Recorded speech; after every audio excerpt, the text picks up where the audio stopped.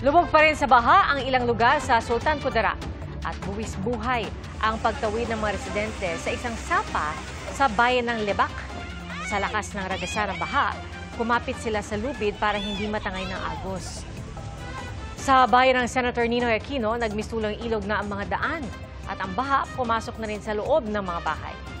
Umuho naman ang bahagi ng kalsada sa Bagong Bayan.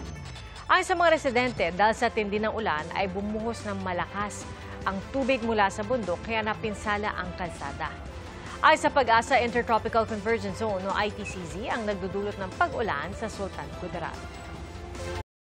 Mga kapuso, maging una sa saksi. Mag-subscribe sa GMA Integrated News sa YouTube para sa iba't ibang balita.